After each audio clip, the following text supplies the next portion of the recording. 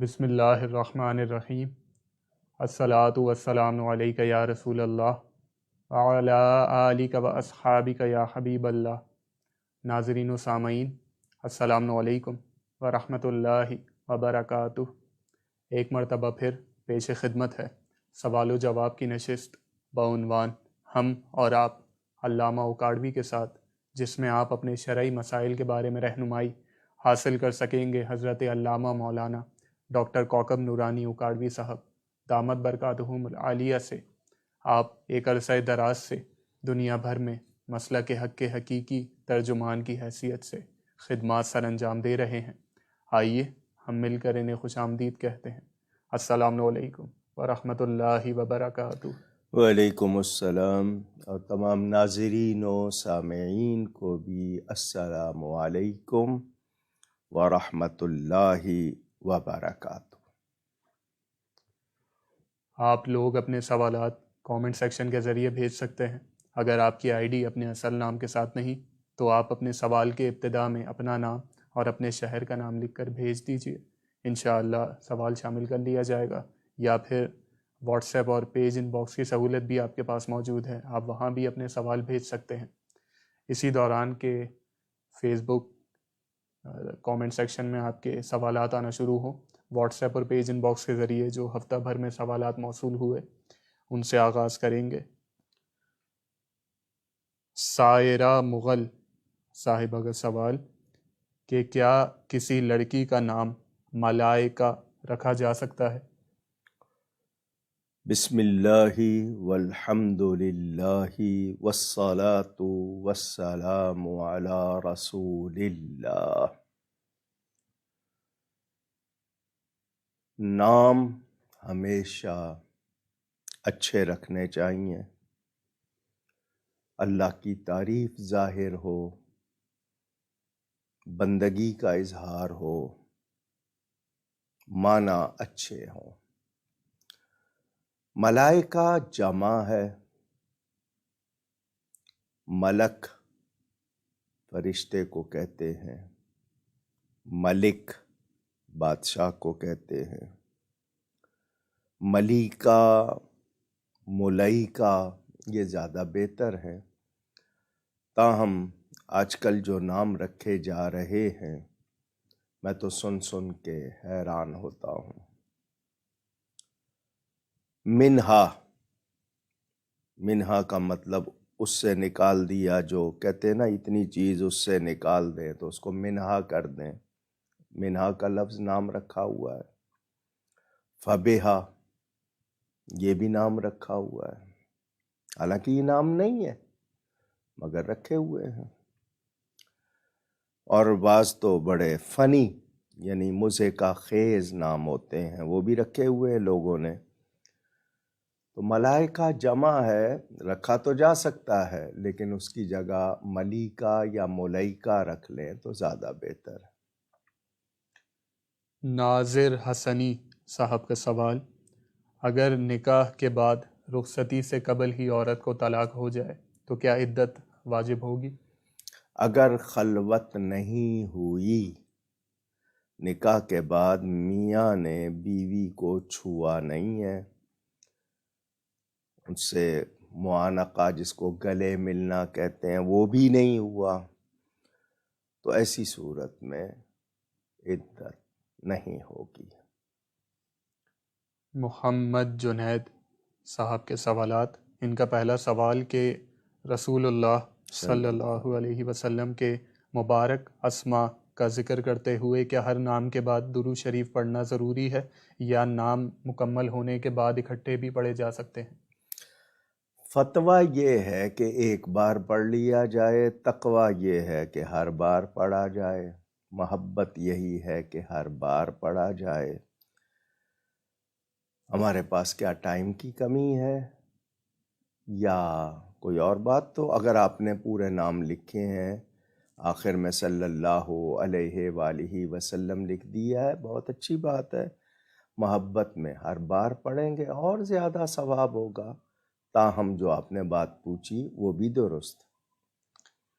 ان کا دوسرا سوال کہ میں کاروبار کرتا ہوں، میرے پاس رقم جمع ہے، اب جس رقم پر 1 سال مکمل ہو گیا صرف اسی کی زکوٰۃ نکالی جائے گی، یا پھر جتنی رقم ابھی میرے پاس موجود ہے ان سب کا ٹوٹل کر کے نکالیں گے؟ اور کیا مال تجارت بھی جتنا موجود ہے وہ بھی اس میں شامل ہوگا؟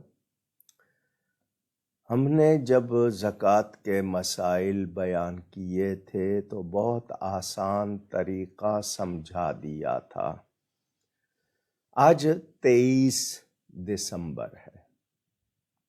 فرض کر لیں آپ نے آج اپنے آپ کو ٹوٹل کر لیا کہ میری ویلتھ، میری دولت کیا ہے، نقد کتنا ہے، سونا چاندی کتنا ہے، مال تجارت کتنا ہے، کیپٹل کیا ہے، وہ آپ لکھ لیں۔ سال بھر گزرنے کے بعد اگلے سال 22 دسمبر کو آپ کا سال پورا ہو جائے گا، تو آپ 23 تاریخ کو جتنی دولت آپ کے پاس ہوگی اس پر زکوٰۃ دے دیجیے گا۔ درمیان میں کبھی کم ہوئی، کبھی زیادہ ہوئی، مگر رولنگ ہو رہی ہے، اور جس تاریخ سے آپ شروع ہوئے تھے آپ صاحب نصاب ہو چکے تھے، تو اب آخری تاریخ میں جتنا ہے اس کے حساب سے آپ دے دیں۔ ہاں، کوئی اسی دن تازہ رقم آئی ہے الگ سے، وہ آپ اگلے سال میں ڈال لیجئے گا، لیکن اس وقت تک یہ رولنگ ہوتی رہی، یعنی گھومتی رہی، کبھی بڑھ گئے کبھی کم ہو گئے، لیکن آپ کے اس میں شامل ہوتے رہے، اسی سے ہی، اسی کاروبار میں تھے، اسی سے ہی چلتے رہے۔ سامان تجارت بھی کبھی اسٹاک تھا، ایک دن بہت تھا، دوسرے دن کم تھا، تیسرے دن پھر ہو گیا، تو اس لیے میں نے بتایا اگلے سال جتنی اس تاریخ میں آپ کے پاس تمام ٹوٹل ہو اس پر آپ زکوٰۃ دے دیں۔ سید عدنان حسین صاحب کا سوال کہ عورت نے کورٹ سے خلا لے لی ہے لیکن شوہر کے پاس جب وہ ڈرافٹ پہنچا تو وہ دستخط نہیں کر رہا اس پر، تو کیا ایسی صورت میں خلا نافذ ہو جائے گی اور وہ عورت کسی اور سے نکاح کر سکتی ہے؟ خلا کا جو ہمارے ہاں طریقہ رائج ہو چکا ہے اس پر اکثر یہی ہو رہا ہے کہ کورٹ میں جاتے ہیں، وہاں پر آپ اپنی اپیل داخل کرتے ہیں، وہ 3 مرتبہ سمن بھیجتے ہیں شوہر کو، یا تو پتہ غلط لکھوا دیا جاتا ہے، یا جو سمن لے جانے والا ہے اس کو کچھ پیسے دے دیے جاتے ہیں کہ شوہر تک وہ سمن نہ پہنچے۔ 3 مہینے تک کوئی جواب نہیں آیا، کورٹ فیصلہ کر دیتی ہے۔ یہ نکاح فسخ کرنا کہتے ہیں اس کو، کیونکہ طلاق کا حق شوہر کے پاس ہے۔ بہت سے لوگ مفتیان کرام مان لیتے ہیں، میں نہیں مانتا۔ میرے نزدیک شوہر یا تو سائن کرے یا زبان سے کہے تو پھر ہوگا، ورنہ شرعی قاضی جو ہے، جو مسئلہ جانتا ہے، اس کے ذریعے خلا کروائیں، وہ خلا درست ہوگا۔ ہمارے ہاں جو آج کل کورٹ میں ہو رہا ہے میں اس کو نہیں مانتا۔ محمد ایاز صاحب کے سوال کہ نماز پڑھنے کے بعد الگ سے کیا سجدے میں جا کر دعا مانگ سکتے ہیں؟ مانگ سکتے ہیں، کسی وقت بھی سجدہ کر کے سجدے میں جا کے دعا مانگ سکتے ہیں، لیکن سجدے میں دعا جو ہے وہ عربی میں ہو تو بہتر ہے۔ لیکن یہ کہ آپ ہاتھ اٹھائے ہیں پھر آپ سجدے میں چلے گئے، آپ سجدے میں بھی دعا کر سکتے ہیں۔ اسلام آباد سے عامر حسین ذاکر صاحب کا سوال کہ آج کل سرکاری نوکری حاصل کرنے کے لیے کچھ پیشگی رقم لازمی ہو گئی ہے، تو اب کیا حکم ہوگا، ملازمت کی جائے یا نہیں؟ اس حوالے سے میں نے کئی مرتبہ یہ بات واضح کی ہے کہ ایک چیز میرا حق ہے اور وہ واقعی میرا حق ہو، یہ نہیں کہ میں اس کو اپنا حق سمجھوں، وہ حق ہو میرا اور مجھے نہیں مل رہا۔ میں نے پوری کوشش کی، یہ لفظ دھیان سے سنیں کہ میں نے پوری کوشش کی، مگر وہ میرا حق مجھے نہیں ملا۔ اب میں مجبور کہلاؤں گا۔ تو مجھے اپنا حق لینے کے لیے جو میرا جائز حق ہے، اور وہ واقعی میرا حق ہے، اور میری 1000 کوشش کے باوجود مجھے نہیں مل رہا، تو اب میں اگر دے رہا ہوں تو مجبوراً، تو میں اس درجے کا گناہ گار نہیں، لیکن لینے والا پورے کا پورا گناہ گار ہے۔ مجبوراً جو دے رہا ہے کیونکہ اس کا حق ہے، اس کے بغیر اس کو مل نہیں رہا، تو وہ اس درجے میں گناہ گار نہیں، اور وہ جتا دے کہ ذمہ دار تم ہو، تو وہ جو مجبور ہے اور واقعی مجبور ہے، اس کے لیے میں نے آپ کو بتا دیا۔ یاور خان صاحب کا سوال کہ کیا بیوی کے مرنے کے بعد شوہر اس کے لیے نامحرم ہو جاتا ہے؟ اصل میں اس کو سمجھنا ہے، چونکہ نکاح آپ کا جو ہوا وہ ایک تعلق جو آپ کا اس کے ساتھ بندھا، اب وہ وفات پا چکی ہے، تو اب آپ اس کے برہنہ جسم کو، برہنہ کا مطلب اوپن، نیکڈ، ننگے بدن کو ہاتھ نہیں لگائیں گے۔ آپ اس کو دیکھ سکتے ہیں، آپ اس کو کندھا بھی دے سکتے ہیں، کفن کے اوپر ہاتھ رکھ کے چھو سکتے ہیں، ننگے بدن کو آپ نے نہیں چھونا۔ یہ حکم شرع ہے۔ اس کا مطلب یہ کہ اب آپ کا وہ تعلق جو اس سے جسمانی طور پر دنیاوی زندگی میں تھا، اب نہیں، اب حکم بدل گیا، کیونکہ اس کی وفات ہو گئی، اس کے جسم سے روح نکل گئی، تو اب آپ کو وہ اجازت نہیں ہے جو روح نکلنے سے پہلے تھی۔ آپ کو بات سمجھ آ گئی ہوگی۔ آپ دیکھ سکتے ہیں، آپ کندھا دے سکتے ہیں، آپ کپڑے کے ساتھ چھو سکتے ہیں، ننگے بدن کو آپ نہیں چھو سکتے۔ محمد طیب خان صاحب کا سوال کہ توبہ کرنے کا افضل طریقہ کیا ہے؟ سچی توبہ، آدمی شرمندہ ہو جائے کہ مجھ سے نافرمانی ہو گئی، یہ آپ کا شیم فل ہونا، یعنی شرمندہ ہونا، یہ اصلی سچی توبہ ہے۔ ندامت جس کو کہتے ہیں، یہ سچی توبہ۔ اور آئندہ وہ خطا، وہ نافرمانی کرنے کا ارادہ نہ ہونا، اور وہ بھی پکا ہو کہ میں آئندہ یہ نہیں کروں گا، جو ہو گیا اس پہ شرمندہ، لفظوں سے بھی ہے، عمل سے بھی ہے، کیونکہ جب آپ توبہ کریں، اِلَّا الَّذِينَ تَابُوا وَأَصْلَحُوا وَبَيَّنُوا، تو اب آپ اپنی اصلاح کریں، یعنی آپ جو نافرمانی کرتے رہے، اس کی جو آپ سے ہوئی، اس کی اصلاح کریں، اپنے آپ کو کریکٹ کریں، اور پھر اس کو ظاہر کریں۔ جتنے درجے کا گناہ کیا اتنے اس سے بڑھ کر نیکی کریں۔ یہ سچی توبہ ہوتی ہے۔ ہم زبان سے تو توبہ توبہ کہتے ہیں، لیکن دل سے نہیں کرتے۔ سچی توبہ گناہ کو مٹا دیتی ہے، بشرطے کہ سچی ہو، اور تو دعا کریں کہ آپ اس پر قائم رہیں۔ محمد عدنان صاحب کا سوال کہ کیا مسجد یا فنائے مسجد میں سوال کرنے والے یعنی بھیک مانگنے والوں کی مدد کی جا سکتی ہے، یا مسجد کے باہر ہی انہیں دیا جائے گا؟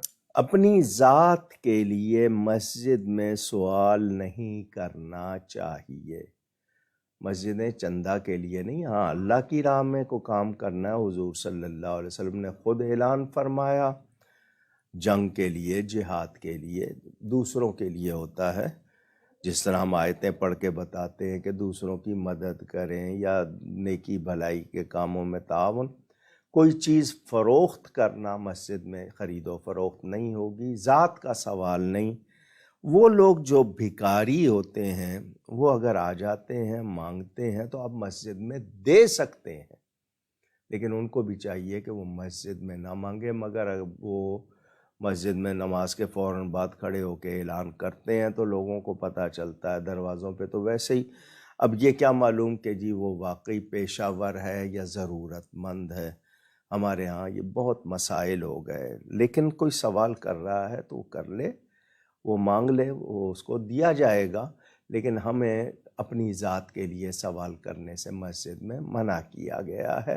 وہ کرتا ہے، مجبوری ہے اس کی، کوئی اور سنتا نہیں ہے تو وہ بیچارہ آ جاتا ہے، تو ضرورت مند ہے واقعی تو اس کی مدد مسجد میں کی جا سکتی ہے، دیا جا سکتا ہے، لیکن اس کو بھی چاہیے کہ مسجد کے اندر ذات کے لیے سوال نہ کرے۔ ان کا اگلا سوال کہ اکثر دیکھا گیا ہے کہ ایسے سیاحتی مقامات جہاں پر برف باری ہو رہی ہو، وہاں لوگ جا کر اس برف سے انسان یا جانور کا مجسمہ بناتے ہیں، یہ عمل کیسا ہے؟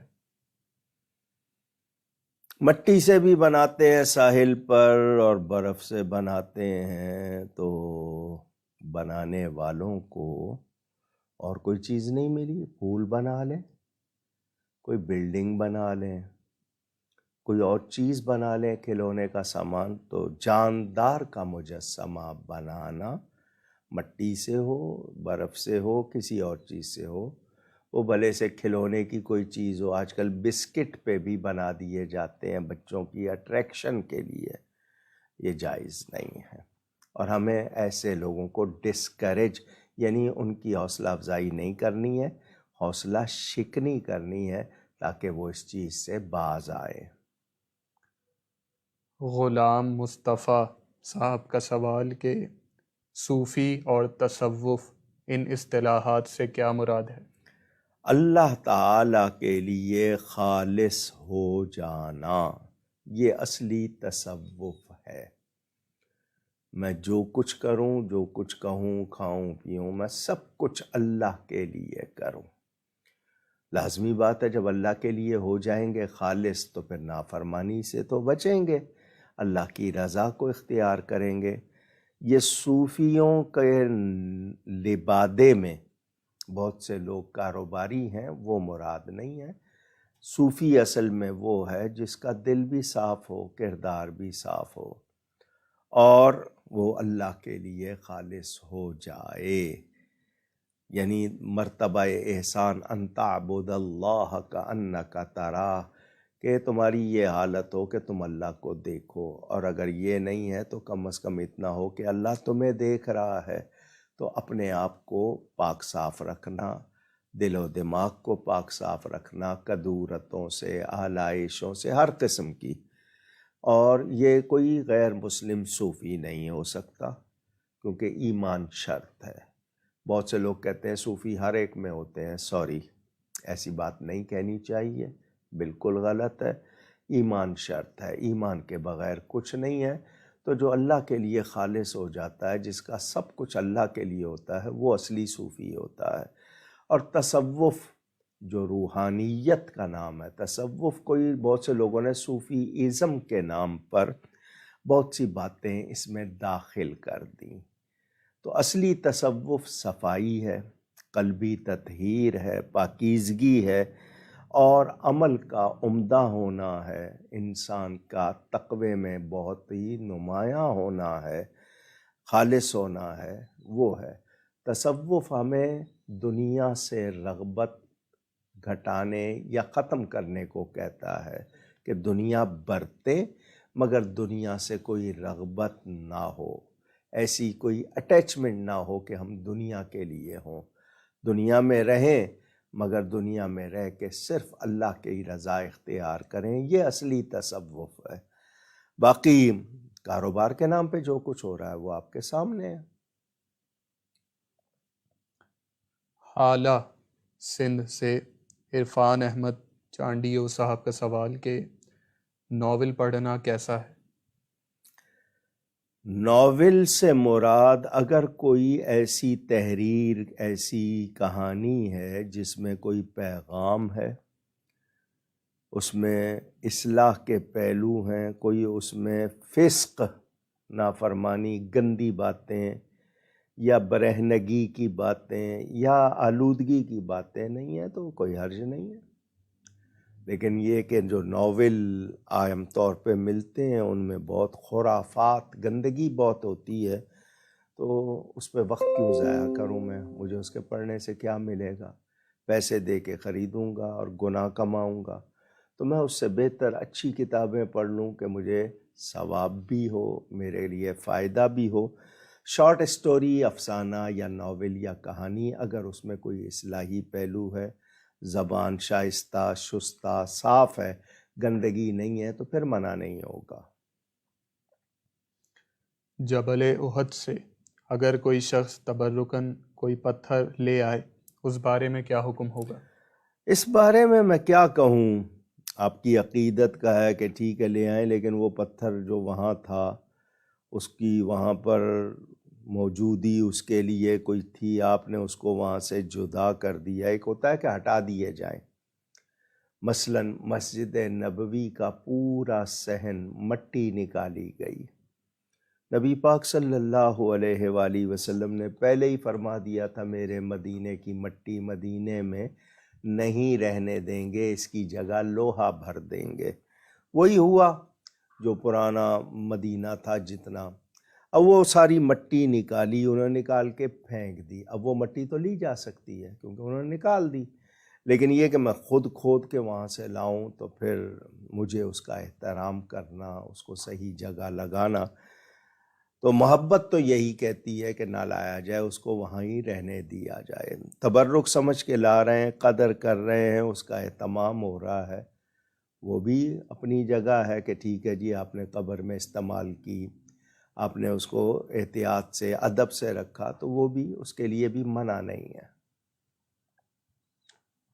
ان کا اگلا سوال کہ مزارات اولیاء پر حاضری کا شرعی طریقہ بیان فرما دیجیے۔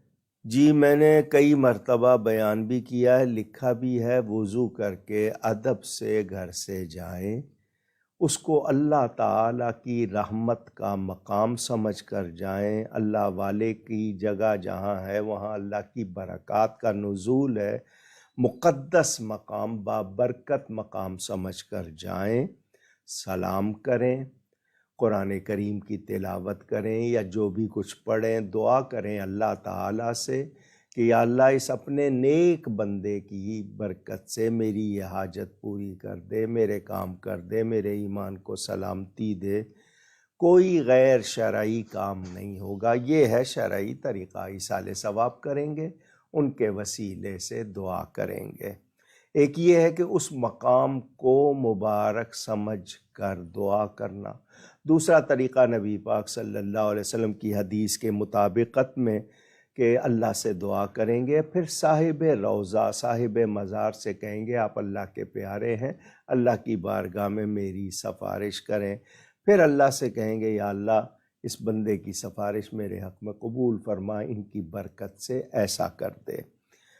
کچھ مسئلہ جو اختلافی آتا ہے وہ یہ کہ کچھ لوگ جا کے پیر صاحب سے کہتے ہیں حضرت آپ کے پاس آیا ہوں میرا یہ کام ہو جائے، تو یہ کہتے ہیں کہ تم قبر والوں سے مانگ رہے ہو۔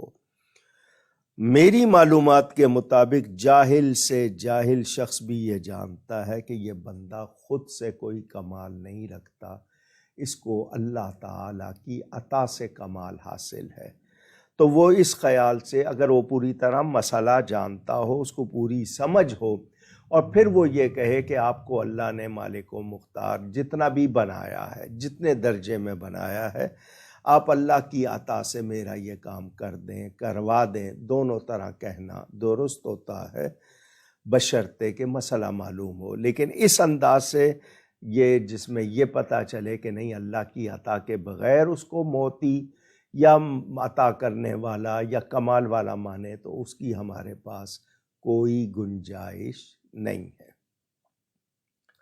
مکہ المکرمہ سے محمد ریحان صاحب کا سوال کہ لیڈیز بیوٹی پارلر میں مرد کا کام کرنا کیسا ہے؟ کیا کام کر رہا ہے؟ دروازے پہ پہرا دے رہا ہے تو اور بات ہے، کسی اندر کے خانے میں کوئی صفائی وغیرہ کے لیے رکھا ہے، لیکن اس کے ساتھ خواتین کا وہ خلط ملط ہونا، مطلب مکس ہونا، وہ نہیں ہے، وہ پردے میں الگ رہتی ہیں، یہ اس کا حصے کا کام الگ ہے، وہ اور بات ہے۔ لیکن بیوٹی پارلر کے بارے میں پہلے بتائیں نا کہ وہاں کیا کیا ہوتا ہے۔ اب مثلاً پلکیں، بھویں، تھریڈنگ اور جو جتنی چیزیں سننے میں آتی ہیں ان میں سے کتنی جائز ہیں؟ اب بال کٹوا رہی ہیں، اب ٹھیک ہے کہ بالوں میں آپ نے رنگ لگا لیا، آپ نے کوئی مساج کرا لی، خاتون کر رہی ہے پردے میں، دوسری عورت آپ کا جسم نہیں دیکھ رہی ہے، اور ڈھکا ہوا ہے، لیکن یہ کہ وہاں پر تو کوئی احتیاط ہی نہیں ہے، تو بیوٹی پارلر کی گنجائش کہاں سے نکلے گی؟ اب دلہن ہے، بنا سنوار رہے ہیں، تو اس میں کیا چیزیں استعمال کر رہے ہیں جائز ہیں، جس حد تک جائز ہے بننا سنورنا عورت کا حق ہے، جہاں تک درست ہے وہ، لیکن مرد کا وہاں اگر عورتوں کے ساتھ وہ مکس ہوتا ہے، بے پردگی ہوتی ہے، اس میں گنجائش نہیں ہوگی۔ ان کا اگلا سوال کہ اگر زوجین کے درمیان کشیدگی اس حد تک بڑھ جائے کہ شوہر کسی بھی صورت میں صلح کرنے پر آمادہ نہ ہو اور پھر بیوی اس ظلم کی زندگی سے دل برداشتہ ہو کر اس سے علیحدگی کی آرزو کرے، تو کیا ہمارے لیے یہ جائز ہوگا کہ ہم ان دونوں کی جدائی میں مدد کر سکیں قانونی طور پر؟ دیکھیں، احوال واضح ہوں، مثلاً ایک شوہر ظلم کرتا ہے، میں ایسے مردوں کو نامرد کہتا ہوں، سوری آپ کو برا لگے گا، آپ اپنی بہن کے لیے، ماں کے لیے، بیٹی کے لیے کیسے ہیں تو بیوی کے لیے کیوں برے ہیں؟ اور بیوی بھی اگر اپنے تمام بھائیوں، بیٹوں، باپ کے لیے اچھی ہے تو شوہر کے لیے کیوں بری ہے؟ یہ دونوں طرف سے ہے۔ خاص طور پر وہ مرد جو عورت کو ظلم سے یا جبر سے رکھتے ہیں، اس کے ساتھ بدسلوکی کرتے ہیں، جو انسانی، اخلاقی، شرعی طور پر درست نہیں، ایسی صورت میں پہلے ان کے درمیان صلح کی کوشش کی جائے، اصلاح کی کوشش کی جائے، جس کو آپ سیپریٹ ہونا، کچھ عرصے کے لیے دونوں کو الگ الگ کر دیا جائے، دونوں اپنی اپنی خامیوں کا جائزہ لیں، مجھ میں کیا خامی ہے ادھر وہ اس کا جائزہ لے، کوشش ہو کہ کسی طرح کوئی بہتری آ جائے کچھ عرصے کے لیے۔ اگر انتہا کو، جس کو ہم انتہا کہتے ہیں عرف عام میں، ایسی بات کہ اب کوئی گنجائش نہیں ہے، دونوں کی برداشت جواب دے گئی ہے، یا کسی ایک نے کہا کہ جی نہیں میرا نہیں ہوتا، تو اس صورت میں اگر شرعی طور پر گنجائش ہوگی تو اس کے لیے مدد بھی کی جا سکے گی۔ مثلاً شوہر انفٹ ہے، زبردستی بیوی کو رکھنا چاہتا ہے، مدد کریں گے اس کو الگ کرنے کی، کیونکہ وہ ظلم کر رہا ہے۔ اسی طرح بدعقیدہ ہو گیا ہے اور اس حد تک کہ کفر تک پہنچ گیا ہے، تو نکاح تو ٹوٹ گیا اگر وہ کفر تک پہنچ گیا ہے۔ اس صورت میں تو پہلے حالت پوری طرح واضح ہوگی، واقعی وہ ظلم ہوگا تو ان کی مدد کی جائے گی علیحدگی میں، ورنہ کوشش کی جائے گی کہ کسی طرح گھر کو ٹوٹنے نہ دیا جائے۔ اگلا سوال حفصہ شاہ صاحبہ کا، کیا ہاشمی کا کفو غیر قریشی ہو سکتا ہے؟ آپ لوگ جب یہ سوال کرتے ہیں، میرے پاس سیدھا سیدھا جواب بھی ہوتا ہے، مگر مجھے یہ بتائیے آپ کے معاشرے میں چلن کیا ہے، ہم لوگ کس طرح رہ رہے ہیں؟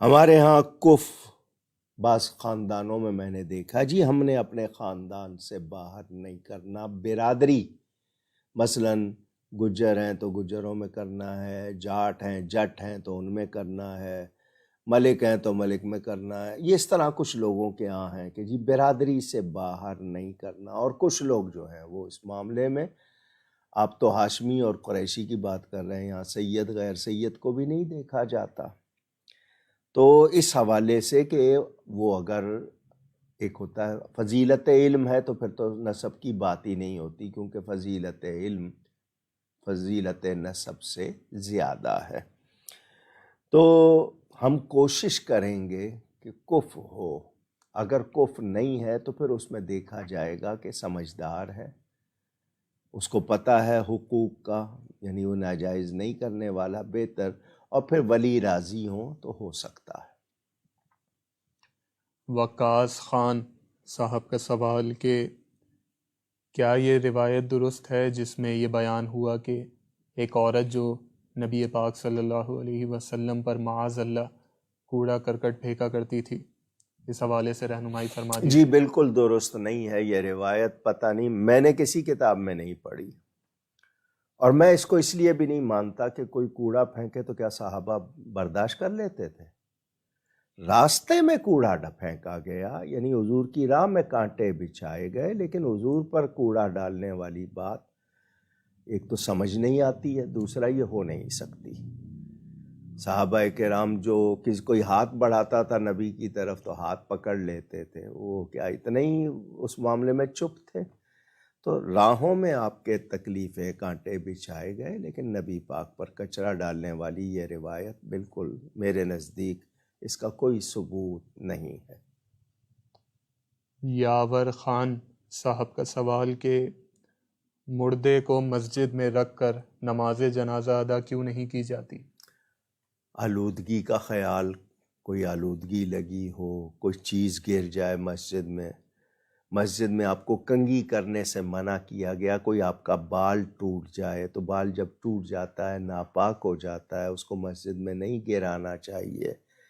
تو خارج از مسجد کہا گیا ہے، وہی صحیح ہے. بہت سے علماء کہتے ہیں نہیں جی اب وہ بہت زیادہ احتیاط ہوتا ہے، پہلے جو تھا اس میں اتنی احتیاط نہیں تھی، تو وہ یہ کہہ دیتے ہیں. لیکن بہتر یہی ہے کہ جنازہ خارج از مسجد ہو، بہتر یہی ہے. تو جو علماء کہتے ہیں نہیں جی کہیں بھی پڑھا لیں، وہ ان کا فتویٰ ہے، اگر آپ ان کے ساتھ چلتے ہیں تو ان کی مرضی. لیکن چونکہ ہمارے جن کو ہم واقعی اکابر کہتے ہیں، اپنے بڑے کہتے ہیں، اور جن پر اعتبار کرتے ہیں، انہوں نے پوری محنت کے ساتھ اللہ سے ڈرتے ہوئے جو باتیں کی ہیں، تو ہم ان کو اسی طرح کہ نہیں جی ان کو صحیح سمجھ نہیں آئی تو ہماری سمجھ میں بھی تو غلطی ہو سکتی ہے، تو ہم اس طرح نہ کریں. تو خارج از مسجد ہی بہتر ہے. سائق علی صاحب کا سوال شکارپور سے، کیا میت کے ایصال ثواب کے لیے درود پاک پڑھنا چاہیے؟ نام کیا بتایا؟ سائق علی. سائق ڈرائیور کو کہتے ہیں شاید، میرا خیال جہاں تک. اگر یہ شائق علی ہے تو بہت اچھی بات ہے، علی کا شوق رکھنے والا. لیکن سائق علی کہا آپ نے جی درود پاک پڑھنا کیوں نہیں فائدہ دے گا؟ ربانی وظیفہ ہے، آپ جو بھی نیک کلام پڑھیں گے وہ ایصال ثواب کے لیے وہ صحیح ہوگا. سراج صاحب کا سوال کہ حیات اولیاء اللہ کے بارے میں اہل سنت کا کیا عقیدہ ہے؟ ہمارا یہ ہے کہ جی وہ ظاہری دنیاوی زندگی کی جب مدت پوری کرتے ہیں تو ان کا وصال ہوتا ہے، انتقال ہوتا ہے، وہ ایک جہان سے دوسرے جہان میں منتقل ہو جاتے ہیں. اس کے بعد اولیاء اللہ کی زندگی برزخی حیات ہے، انبیاء کی حقیقی حیات ہے. نبی پاک صلی اللہ علیہ وسلم حقیقی حیات کے ساتھ، تو اللہ تعالیٰ انہیں زندہ رکھتا ہے برزخی حیات، اور اس کا ثبوت فَلَنُحْيِيَنَّهُ حَيَاتًا طَيِّبَةً، ہم انہیں پاکیزہ زندگی کے ساتھ زندہ رکھیں گے. تو یہ اللہ تعالیٰ کی عطا سے ہے. اور اس کے واقعات میرے خیال اہل حدیث، دیوبندی سب کی کتابوں میں ہیں. اور کتنی قبریں کھلیں، تھانوی صاحب نے لکھا، دیکھا تو ایک قبر میں بیٹھے قرآن پڑھ رہے تھے. انفاس العارفین میں حضرت شاہ ولی اللہ نے، اور میں نے اپنی کتاب قبر کے احکام اور آداب میں بہت سے واقعات نقل کیے ہیں. تو وہ زندہ ہیں اللہ کی عطا سے، اللہ نے ان کو جیسی زندگی عطا کی ہے.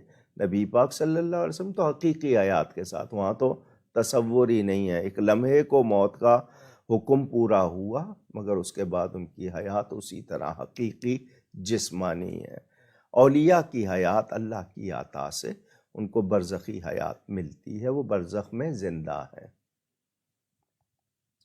ارحم مغل صاحب کا سوال کہ پائچے اگر فولڈ کرے ہوئے ہوں اور نیت باندھ لی ہو، دوران نماز خیال آ جائے کہ پائچے تو فولڈ ہیں، تو کیا نماز توڑ دی جائے یا مکمل کر لی جائے؟ الگ اپنی جماعت کے ساتھ ہیں یا آپ اپنی یعنی انفرادی نماز الگ سے پڑھ رہے ہیں، تو انفرادی میں چونکہ وہ واجب الاعادہ دہرانا ہے تو آپ توڑیں اور توڑ کے درست کر لیں. جماعت کے ساتھ ہیں تو اتنی ہلکی حرکت کے ساتھ کہ وہ عمل کثیر بہت زیادہ عمل نہ بن جائے، ایک انگلی کی حرکت سے آرام سے اس کو آپ نکال دیجئے، یعنی اس کی فولڈنگ ختم ہو جائے.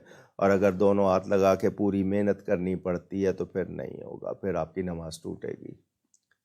انڈیا سے سید انظر صاحب کا سوال کہ شریعت سے طریقت تک رسائی کیسے ہوگی؟ پہلی بات تو یہ کہ شریعت شرع احکام، دین کے احکام، ادلہ شرعیہ 4 ہیں، وہ شریعت ہے. طریقت کو جو لوگ شریعت سے الگ کوئی چیز سمجھتے ہیں وہ غلطی پر ہیں. یہ شریعت میں عمدگی کا نام طریقت ہے. ایک شخص ہے وہ نماز پڑھتا ہے جلدی جلدی، ایک شخص اہتمام کے ساتھ بہت رکھ رکھاؤ کے ساتھ پڑھتا ہے. تو اب جس نے بہت زیادہ خیال رکھا، لازمی بات ہے اس نے عمدگی کے لیے کہ میری طرف سے کمی نہ ہو، شوق بھی زیادہ ظاہر کیا. تو یہ چیز ہے، یعنی مغز اور جیسے ملائی آ جاتی ہے وہ سمجھیں. مجھے بتائیں دودھ کے بغیر ملائی آئے گی؟ میں پوچھ رہا ہوں، لسی کے بغیر مکھن آئے گا؟ تو جو لوگ کہتے ہیں نہیں طریقت اور چیز شریعت نہیں، یہ شریعت کے تابع ہے، مگر اس میں عمدگی کہ بہت زیادہ آپ احتیاط کے ساتھ، بہت زیادہ شوق اور اہتمام کے ساتھ کرتے ہیں، وہ طریقت ہے. اور شریعت کے بغیر طریقت کا کوئی تصور نہیں. طریقت کا کیا مطلب؟ کہ وہ لوگ جنہوں نے اللہ کی رضا حاصل کی بہت زیادہ نیکی کر کے، ان کے طریقے پر. تو میں نے آپ کو بتایا نا خوبی والی بات، یعنی عمدگی ہو. ایک ہے ظاہر کا حکم پورا کرنا، ایک ہے بہت اچھی طرح شوق میں لا کے کرنا. تو طریقت شریعت سے الگ نہیں ہے، اور وہ طریقت جو شریعت کے پابند نہیں، ہم اس کو طریقت کہتے ہی نہیں، مانتے ہی نہیں ہیں. تو وہ جو آج کل جملہ بنا نا، مولوی کی شریعت اور ہے، صوفی کی طریقت اور ہے، یہ غلط جملے ہیں.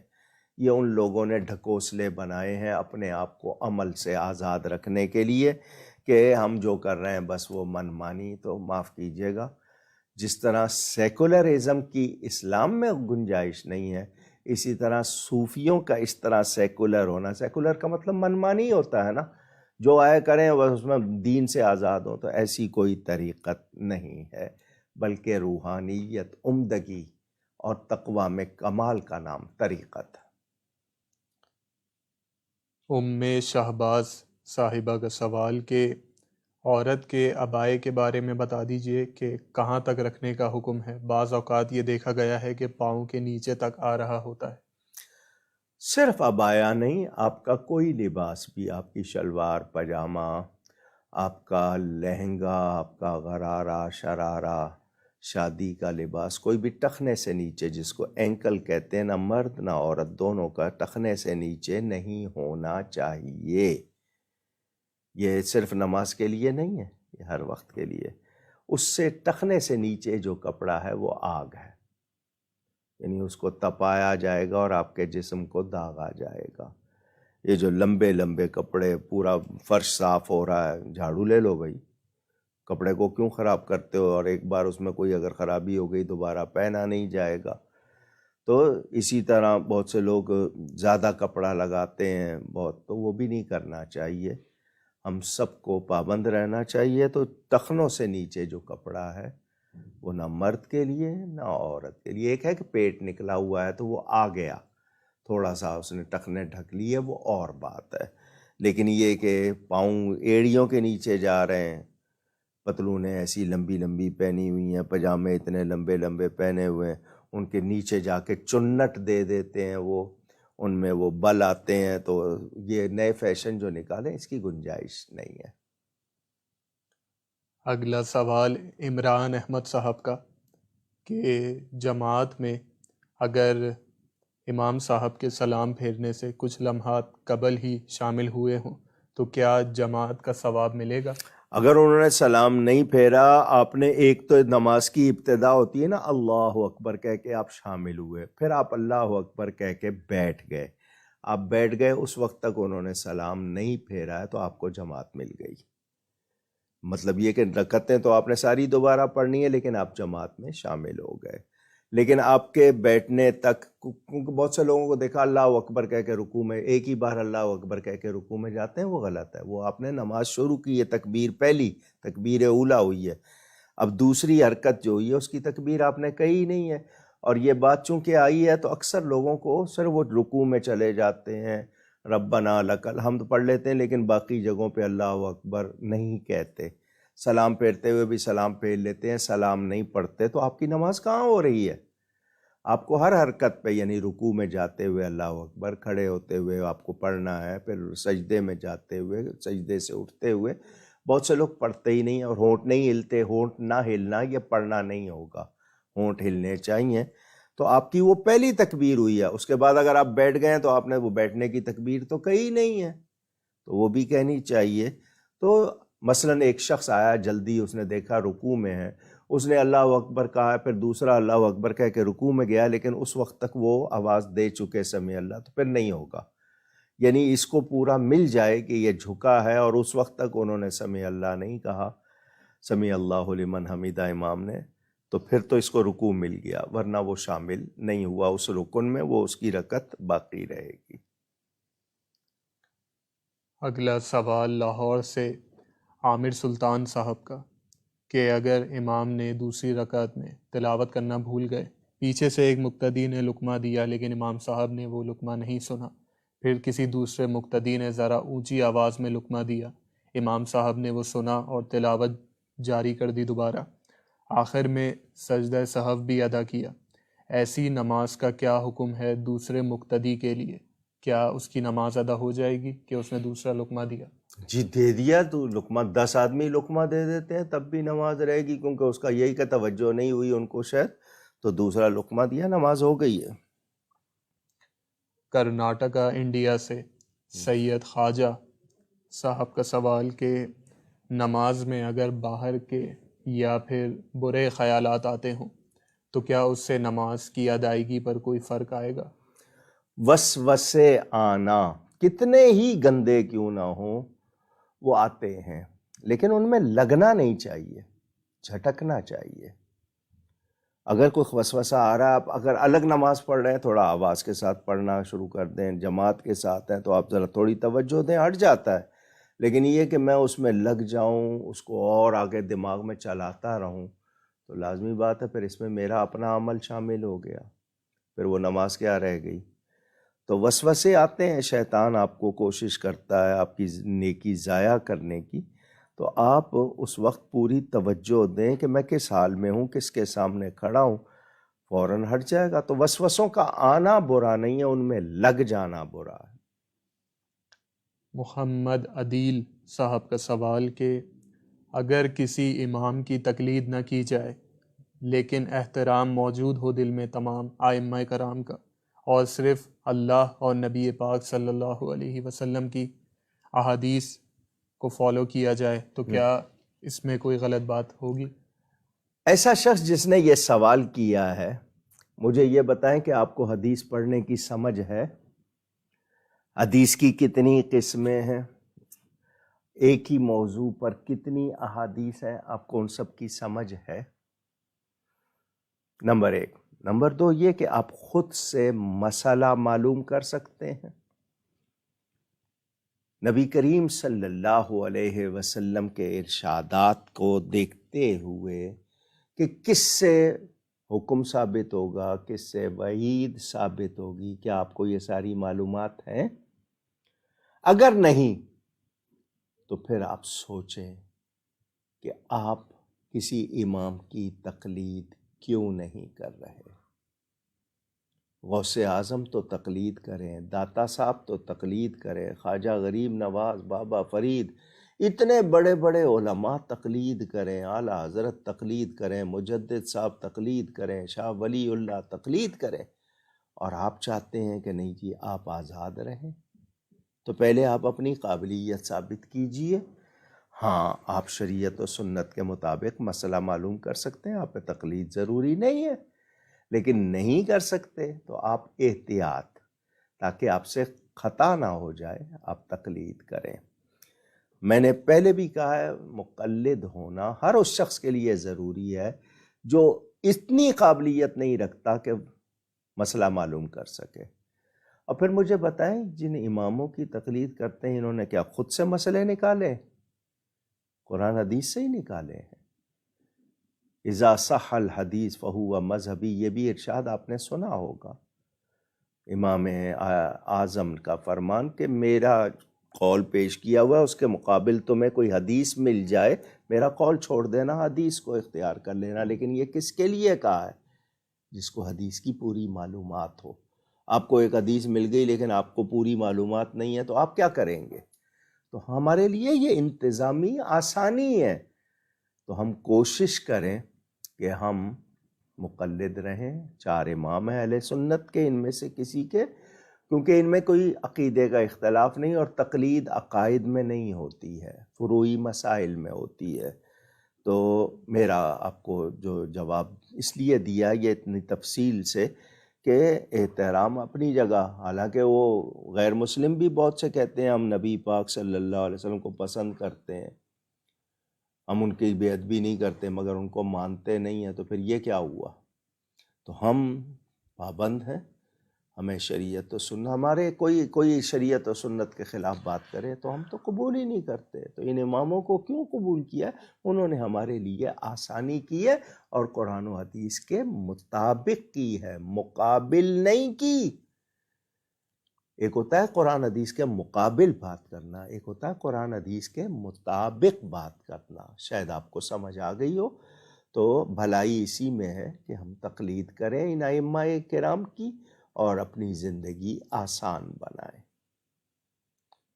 اسلام آباد سے عبد الودود صاحب کا سوال کہ اگر کوئی غصے میں کسی کو مرتد بول دے تو کیا شرعی حکم ہوگا؟ توبہ کرے فوراً، اور اس کے سامنے کہے کہ جی میرے، یعنی جن کے سامنے کہا ہے، اب اس کے الفاظ کیا تھے، اس نے واقعی اس پر حکم لگا دیا تو توبہ کرے فوراً اور کلمہ پڑھے۔ آسام انڈیا سے بلال احمد صاحب کا سوال کہ بچے کے پیدا ہونے کے فوراً بعد اگر کان میں اذان نہ سنائی جا سکے تو کیا حکم ہوگا؟ کیونکہ آج کل ہاسپٹلز میں کافی دیر کے بعد دکھایا جاتا ہے بچے کو۔ نہیں، دیر کے بعد نہیں، آپ ایسے ہاسپٹل میں جاتے ہوں گے جہاں ان کا پروسیس ایسا ہوگا، آپ ان سے یہ کہیں کہ جی مجھے پہلے 10 منٹ میں 15 منٹ میں اذان کہنی ہے، بہت زیادہ ہو جائے تو آدھا گھنٹہ، اس سے زیادہ نہیں۔ اذان دیر سے کہی جائے تو شیطان راہ بناتا ہے بچے میں، تو دائیں کان میں اذان، بائیں میں تکبیر، بلکہ 7 دن روزانہ کہیں، بہت اچھا ہے۔ تو اگر وہ کسی مشین میں بھی رکھنا چاہیں تو ان سے کہیں کہ جی اذان دینے دیں، پھر آپ رکھ دیں۔ انڈیا سے محمد احمد صاحب کا سوال کہ ایسا کیا عمل اپنایا جائے اپنی روزمرہ کی زندگی میں کہ جلد از جلد نبی پاک صلی اللہ علیہ وسلم کے مبارک شہر کی حاضری نصیب ہو جائے اور ان کے روضہ منورہ کی زیارت بھی نصیب ہو جائے؟ دیکھیں، ظاہری اسباب جو ہوتے ہیں نا وہ تو اختیار کرنے، مثلا میرے پاس پاسپورٹ نہیں ہے، پاسپورٹ بنواؤں، میرے پاس کاغذات جو بھی سفر کے لیے ضروری ہوتے ہیں، میں اس کو تیاری کروں۔ زاد راہ کا مطلب سفر خرچ، کہ میرے کتنی ٹکٹ لگے گی، وہاں جاؤں گا تو وہاں کے لیے خرچ کو مجھے مانگنا نہ پڑے، وہ تیاری تو میں رکھوں، وہ تو میں کروں۔ اس کے بعد پھر یہ کہ میں دعا کروں، شوق ظاہر کروں، یا اللہ کریم میرے لیے آسانی، اور یہ ان میں سے کچھ بھی نہیں ہے تو وہ وہی بات ہے نا کہ ایک بندہ دعا کرتا تھا ایک مزار پہ جا کے، یا اللہ اولاد دے، اولاد دے، اولاد دے، وہ یہی دعا کرتا تھا۔ لوگ کہتے تھے کائے کی دعا کرتا ہے؟ اس نے کہا جی اولاد مانگتا ہوں۔ تو ایک بزرگ نے پوچھا تیری شادی ہو گئی ہے؟ کہنے لگا نہیں۔ اب آپ دیکھیں، تو نکاح کی، یعنی ان کا پہلے نکاح تو کر، پھر آ کے دعا کر۔ تو وہی بات ہے کہ جی نہ شناختی کارڈ ہے، نہ پاسپورٹ ہے، تو ہم جو ہمارے طرف سے جو ہو سکتا ہے نا وہ ہم تیاری کریں۔ اس کے بعد اللہ تعالیٰ کی بارگاہ میں دعا، حضور صلی اللہ علیہ وسلم سے استغاثہ کہ جی مجھے حاضری کا شرف بخشیں، تو دعا کرے، کثرت سے درود شریف پڑھے، انشاءاللہ ضرور کامیابی ہوگی۔ محمد یونس صاحب کا سوال کہ مسجد کے کام جیسے کہ مسجد کا کلر کرنا یا اس کی کنسٹرکشن وغیرہ کا کام کوئی غیر مسلم کر سکتا ہے؟ کیوں؟ میرا جواب ہے کیوں۔ ہم چیزیں لگا رہے ہیں غیر مسلموں کی بنی ہوئی، بلب آ گیا ہے، شینڈیلیئر آ گیا ہے، کوئی اور چیز ہے باہر کی بنی ہوئی ہے غیر مسلم کی، لیکن وہ چیز اس حالت میں نہیں کہ اس میں کوئی ناپاکی کا تصور ہے۔ لیکن ہمارے پاس مسلمان آرکیٹیکٹ، انجینئر یا مستری یا کوئی موجود نہیں ہے، تب کی بات کی جائے، یا کوئی ایسا کام جو اس کے علاوہ کوئی اور جانتا نہیں ہے، اور وہ مسجد کے اندر کا حصہ نہیں ہے، باہر کی دیوار ہے یا کچھ ہے، تو پہلی بات تو یہ کہ کیوں غیر مسلم سے کیوں کروانا ہے؟ تو جہاں تک ہو سکے گا، ہاں کوئی مجبوری ہوگی، کوئی ایسا سلسلہ ہوگا، وہ باہر کے ملکوں میں ہوتا ہے، وہ کچھ ایسی چیزیں ہیں کہ وہ وہی کرتے ہیں، کوئی اور نہیں کر سکتے، تو جہاں مجبوری ہے وہاں حکم اور ہوگا۔ رشید صاحب کے سوالات اسلام آباد سے کہ ان کا پہلا سوال کہ اگر پیر صاحب کی بارگاہ میں جانے کا ارادہ ہو کسی اہم مسئلے کی وجہ سے، لیکن والدہ کی طرف سے اجازت نہ مل رہی ہو، وہ اسی بات پر مصر ہوں کہ اگر والد صاحب ساتھ جائیں گے تبھی جانا، اب ایسی صورت میں کیا کرنا چاہیے؟ کیا اکیلا سفر کرنا میرے لیے جائز ہوگا جبکہ والد صاحب بھی ساتھ چلنے کے لیے رضامند نہ ہوں؟ ایسی کیا مجبوری ہے؟ آج کے زمانے میں تو رابطے کی صورتیں ہیں، ٹیلی فون ہے، بہت سے ہیں۔ ماں باپ کی اس بارے میں رضا حاصل کرنا اچھی بات ہے، اور ان کے خلاف نہیں جانا چاہیے۔ ہاں کچھ شرعی ایسا حکم ہے جو آپ پر لازم ہے کرنا ہے، اس میں اگر وہ نہیں مانیں گے تو اس کا حکم، مثلا مسجد جانا ہے جماعت کے لیے، اور کوئی ایسی رکاوٹ بھی نہیں ہے، تو پھر ماں باپ کی رکاوٹ کو نہیں دیا جائے گا۔ یعنی جو اللہ کا، اس کے رسول کا حکم ہے، اس کے مقابل کسی اور کا حکم نہیں لیا جائے گا۔ لیکن اس میں جو بات ہے نا وہ یہ کہ آپ کا رابطہ کسی اور صورت کیوں نہیں ہو سکتا؟ آپ کوشش کریں کسی طرح رابطے کی، اور ماں باپ میں سے کسی کو راضی کریں، ان سے کہیں کہ جی وہ راضی نہیں ہو رہے، مجھے جانا ہے، اجازت دیجئے، تو وہ اگر کوئی بھی جملہ ہلکا نرم سا کہہ دیں اجازت کا تو چلے جائیں، اور نہیں کہتے ہیں تو ماں کو ناراض نہ کریں، پیر صاحب کو خط لکھ دیں، کوئی اور نمائندہ بھیج دیں، کچھ کسی طرح رابطہ کر لیں، کیونکہ ماں باپ کو راضی رکھنا واجب ہے۔ ان کا اگلا سوال کہ رسول اللہ صلی صلی اللہ علیہ اللہ وسلم۔ علیہ وسلم کی بارگاہ میں التجا اور اپنی پریشانی بیان کرنے کا طریقہ بیان فرما دیجیے۔ ان کو یہ سمجھ کے کہ وہ اللہ کے رسول ہیں، اللہ کے حبیب ہیں، اللہ کی عطا سے مالک و مختار ہیں، یہ کہہ کہ یا رسول اللہ صلی اللہ علیہ وسلم، میں نے مطلب اظہار کرے کہ آپ کی وجہ سے رب کو پہچانا ہے، آپ نے مجھے رب کی معرفت کروائی ہے، میں آپ کا امتی ہوں، آپ اللہ تعالیٰ کے پیارے ہیں، میں آپ کی بارگاہ میں التجا کرتا ہوں، رب کے دیے ہوئے اختیار میں سے مجھے بھی نوازی، حق تو میرا بھی ہے رحمت کا تقاضا کرنا۔ تو انداز ایسا ہو، اس انداز میں ادب بھی ہو اور شریعت کا حکم بھی پورا ہوتا ہو، اور اگر محبت والا ہے تو پھر اس کو پوچھنے کی ضرورت نہیں، لیکن صحیح طور پر ایسے انداز میں یا ایسے لفظ کہے گا جو حضور صلی اللہ علیہ وآلہ وسلم کو پسند نہیں، تو پھر کیسی بات؟ ارم صاحبہ کا سوال کہ کیا کوئی سید زادہ عقیقے کا گوشت کھا سکتا ہے؟ سید زادہ مسلمان ہے نا، سید زادہ ہے، لازمی بات ہے، کس کو منع ہے؟ کسی کو منع نہیں ہے، عرفان ماں باپ کھا سکتے ہیں، گھر والے کھا سکتے ہیں، ہاں جو دوسرا صدقہ جس کو ہم جان کا صدقہ کہتے ہیں نا، عقیقہ شکرانہ ہوتا ہے، لیکن جو دوسرا صدقہ ہے جس کو ہم عرف عام میں صدقہ کہتے ہیں وہ نہیں کھا سکتا۔ عرفان صاحب کا سوال کہ سفر کے دوران نماز میں سنتیں ادا نہ کرنا کیسا ہے؟ میں نے پہلے بھی اس مسئلے کا جواب دیا. ایک سفر جاری ہے، ابھی آپ جہاں جانا تھا پہنچے نہیں ہیں، راستے میں ہیں، تو آپ صرف فرض پڑھیں گے، فرض اور واجب. جب پہنچ گئے ہیں تو آپ سنتیں بھی پڑھیں، آپ کو بہت ثواب ہوگا. مظفر گڑھ سے محمد کاشف بلال قریشی صاحب کا سوال، کیا چین والی گھڑی پہن کر نماز ادا کرنا جائز ہے؟ چین کس کو کہتے ہیں آپ کو معلوم ہے؟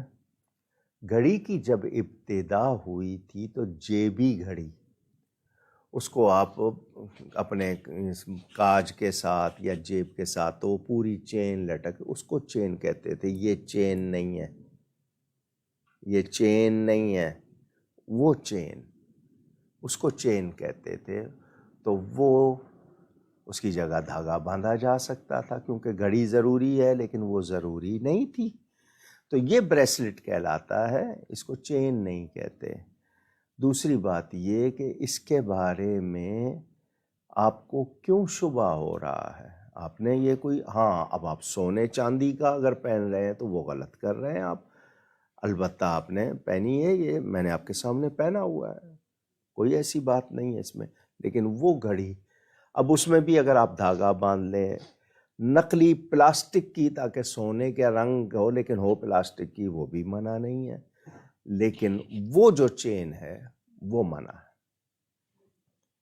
ان کا اگلا سوال کہ اگر موبائل کے وال پیپر پر کسی جاندار کی تصویر ہو اور دوران نماز کسی وجہ سے کسی نوٹیفیکیشن کی وجہ سے اسکرین کھل جائے اور وہ جاندار کی تصویر سامنے آ جائے تو نماز پر کوئی فرق آئے گا؟ پہلا سوال، آپ نے جاندار کی تصویر وال پیپر پہ کیوں لگائی؟ کیا مجبوری تھی؟ کوئی اسکرین لگا لیتے، کوئی آپ وہاں پر سینری لگا لیتے، کوئی پھول لگا لیتے. آپ خود غلطی بھی کریں اور پھر اس کے لیے آپ گنجائش نکالیں تو یہ تو اچھی بات نہ ہوئی.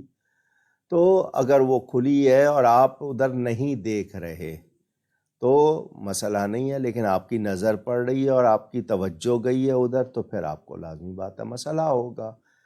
تو ہم مہربانی کریں. مثلا لوگ کہتے ہیں جی مسجد کی دیوار پر جناب شیشے کا کام ہے، تو آپ کو کہاں دیکھنے کا حکم ہے؟ سجدے کی جگہ آپ کیوں دیکھ رہے ہیں وہاں پہ؟ تو آپ خود یعنی اپنے عمل پر وہ نہیں آنا چاہتے ہیں، دوسروں کے لیے کرتے ہیں، تو آپ اسکرین فوراً بدلیں، اس کی جگہ کوئی سینری لگا لیں، سبزہ لگا لیں، کوئی اور آپ کسی عمارت کی فوٹو لگا لیں. آپ کو نہیں پسند ہے تو پھول لگا لیں کوئی.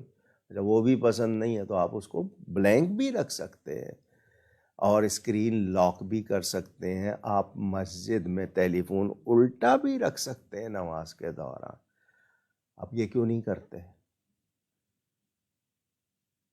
آپ کو مسجد جاتے ہوئے فون سوئچ آف کرنا چاہیے. میں اللہ کے گھر جا رہا ہوں، آپ جائیے کسی ذرا وزیر اعظم یا صدر سے ملنے، ٹیلی فون رکھوا لیں گے کاؤنٹر پہ. پہلے وزیر اعظم 2 دن کا، صدر 2 دن کا، گورنر 2 دن کا، کوئی فوجی سربراہ، ان کے لیے تو آپ جناب ٹیلی فون جمع کرا رہے ہیں. مسجد کے لیے اللہ کو آپ نے کوئی اہمیت نہیں دی، مسجد کا کوئی احترام نہیں آپ کے نزدیک، کعبۃ اللہ کا، روضہ رسول کا. ہم اپنے عمل پہ غور کریں، ہم کیا ہیں؟ یہ جو برکتیں اٹھ گئی ہیں نا، مسائل بڑھ گئے، یہ ہمارے اپنے کرتوت ہیں. ہم نہیں سدھرنا چاہتے. ہم کو تبدیلی لانی ہوگی. سوال ہم بہت کرتے ہیں، عمل کیوں نہیں کرتے؟ کیا ہو گیا ہم کو؟ یہ مجھے اور آپ کو سوچنا ہوگا. ہم سب کہیں نہ کہیں کسی نہ کسی جگہ رعایتیں ڈھونڈتے ہیں. برائے مہربانی اگر آپ نے اس پر توجہ نہیں کی ہے، پوری طرح نہیں دیکھا، نماز ہو گئی ہے لیکن آپ نے فوراً وہ چیز بدلی ہے یا نہیں بدلی، اور نیکسٹ ٹائم ہو اگر آپ نے وہ نہیں بدلنی تو ٹیلی فون الٹا بھی رکھ سکتے ہیں، آپ جیب میں بھی رکھ سکتے ہیں آپ، مگر آپ ایسا نہیں کرتے. آپ چاہتے ہیں رعایت مل جائے، تو میں پھر ایسے شخص کو رعایت کیوں دوں؟ محمد عفان میمن قادری صاحب کا سوال، کہ رضائے الہی اور قضائے الہی ان دونوں اصطلاحات میں کیا فرق ہے؟ قضا حکم کو کہتے ہیں، رضا پسند کو کہتے ہیں۔ ہمارے ہاں رواج ہو گیا نا، رضائے الہی سے وفات پا گئے، وہاں کہنا چاہیے قضائے الہی سے وفات پا گئے۔ لوگوں کو ایجوکیٹ کریں، تعلیم دیں، بتائیں، فرق سمجھائیں۔ ہم لوگ فوراً فتوے لگا دیں، فوراً حکم لگا دیں تو اصلاح نہیں ہوتی۔ آپ اصلاح کریں گے تو بندہ قبول کرے گا، آپ حکم لگائیں گے تو اس کی انا جاگ جائے گی، وہ کہے گا ہے ایسی کی تیسی، میں کیوں کروں، رکھے یہ اپنا فتویٰ اپنے پاس، معاذ اللہ۔ یہاں تک باتیں چلی جاتی ہیں، لوگوں کو سمجھ نہیں ہوتی، پھر کفر تک جاتے ہیں۔ اکثر کہہ دیتے ہیں اپنا قرآن اپنے پاس رکھو، اپنی حدیث، اس حد تک معاذ اللہ لوگ چلے جاتے ہیں۔ یہ نہیں پتہ کہ اس سے نکاح بھی ٹوٹ جاتے ہیں اور کیا کچھ ہوتا ہے۔ تو قضا حکم کو کہتے ہیں اور رضا اللہ تعالیٰ کی خوشی، تو دونوں کا فرق ہے۔ وفات کا لیے کہنا ہے تو قضائے الہی، باقی یہ کہ رضائے الہی سے مجھے اللہ تعالیٰ نے نوازا، مجھے یہ سعادت ملی، تو تھوڑا سا تعلیم ہو جائے گی تو سمجھ آ جائے گا۔ فیصل آباد سے محمد طیب مجید صاحب کا سوال کہ اکیلے جمعہ ادا کرنے کا طریقہ ارشاد فرما دیجیے۔ لفظ جمعہ کے ہی معنی معلوم ہو تو اکیلے نہیں ہوتا، کم از کم 3 آدمی ہونا ضروری ہے۔ کتنے؟ 3۔ اکیلے میں جمعہ نہیں ہوتا۔ غلام مصطفیٰ صاحب کا سوال کہ کچھ لوگ غصے میں ایسے الفاظ بول جاتے ہیں کہ اتنے شدید الفاظ ہوتے ہیں یہ کہ بات ایمان کے ضائع ہونے تک چلی جاتی ہے، تو ایسے لوگوں کے لیے کیا حکم ہوگا کہ غصے کو بیس بنا کر اتنے سخت الفاظ بول دیے جائیں کہ بات کفر تک یا ایمان کے ضائع ہونے تک چلی جائے؟ ابھی میں نے کہا اگر کسی کے منہ سے ایسے کلمات نکلے ہیں تو فوراً توبہ کرے اور تجدید ایمان کو تازہ کرنا۔ ہمیں حکم دیا گیا جددو ایمانکم، اپنے ایمان کو تازہ کرتے رہا کرو، یعنی بار بار کلمہ طیب، کلمہ شہادت جس کو پڑھتے رہنا چاہیے۔ ہو سکتا ہے غلط لفظ منہ سے نکل گیا اور صفائی ہو جائے، اور اگر اس نے گواہوں کے سامنے ایسے الفاظ کہے ہیں جو کفریہ تھے اور صریح یعنی کلیئر تھے، تو پھر ایسے شخص کو تجدید نکاح، تجدید ایمان لازمی ہوگا، توبہ کرے گا اور پھر تجدید ایمان، تجدید نکاح کرے گا۔ اور اگر ان لفظوں کو ہلکا سمجھے گا تو اور مزید سخت یعنی بات ہو جائے گی، کہہ دیا تو کیا ہو گیا۔ تو اگر وہ غلط لفظ تھے، کفریہ تھے، اور اس کو توبہ نہیں کر رہا ہے تو اور زیادہ گناہ گار ہوگا۔ اشال صاحبہ کا سوال کہ کیا اگر کوئی شخص زنا کے نتیجے میں اس دنیا میں آیا تو کیا اب اگر اس کی شادی ہونے کے بعد اس کی اولاد ہوئی تو کیا وہ بھی ناجائز کہلائے گی؟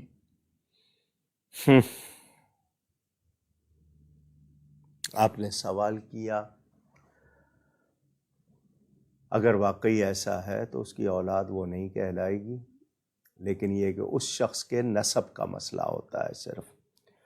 جس نے یہ جرم کیا وہ گناہ گار ہے، جو پیدا ہوا ہے اس کا کیا قصور ہے؟ جس نے جرم کیا ہے وہ ذمہ دار ہے، آگے اس کی اولاد جو ہے اس کے لیے وہ حکم نہیں ہوگا۔ مجھے ایسے الفاظ، ایسے سوالات سے تھوڑا سا ذرا تکلیف ہوتی ہے، تو جواب دیتے ہوئے بھی مجھے یعنی وہ روانی نہیں ہوتی ہے، میرے اندر سے روح کانپ رہی ہوتی ہے، اس لیے میں نے بہت مختصر جواب دیا۔ حیدرآباد سے ہرا صاحبہ کا سوال کہ اگر کسی کو قرآن پاک پڑھنے کا شوق ہو لیکن صحیح سے پڑھنا نہ آتا ہو، لیکن پھر بھی وہ شوق میں پڑھ رہا ہو، تو کیا غلط پڑھنے پر اس کو گناہ ملے گا یا کچھ نقصان ہوگا؟ سیکھنے کی کوشش کرے وہ شخص، کسی ایسے کو جو صحیح پڑھتا ہو اس کو سنا دیا کرے، لیکن یہ کہ وہ شرماتا ہے نہیں سناتا تو شرم نہیں کرنی چاہیے، بلکہ یہ کہ میں غلطی سے بچوں۔ آپ غالب کا اقبال کا شعر کسی کے سامنے غلط پڑھ دیں تو 10 ٹوکنے والے ہوں گے۔ تو اللہ کا کلام ہے، اس کی اہمیت کو سمجھیں، تو تجوید تو بہت ضروری ہے. تجوید کا مطلب سنوار کے صحیح طرح پڑھنا. تو وہ اگر بہت زیادہ مخارج نہیں ادا کر رہا لیکن لفظوں کی ادائی پھر بھی درست ہو رہی ہے تو پھر تو ٹھیک ہے. لیکن یہ کہ اگر اس کو شبہ ہے تو کسی کو سنا لے, کسی کو کہے بھی تھوڑا سا سن لو اور اسی کو دہراتا رہے.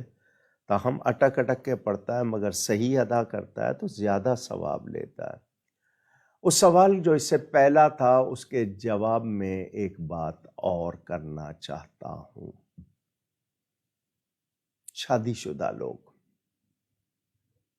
میاں بیوی کئی مرتبہ ایسے جملے کہہ جاتے ہیں جن سے نکاح ٹوٹ جاتا ہے اور آپ پرواہ نہیں کرتے. دنیا کی نظر میں آپ شادی شدہ ہیں مگر ان جملوں کی وجہ سے آپ کا ایمان ختم ہو چکا ہوتا ہے اور آپ گناہ کر رہے ہوتے ہیں. سنا آپ نے؟ اوپن ورڈز میں, کھلے لفظوں میں کہوں تو میاں بیوی زنا کر رہے ہوتے ہیں میاں بیوی ہیں مگر زنا کر رہے ہوتے ہیں. کیوں؟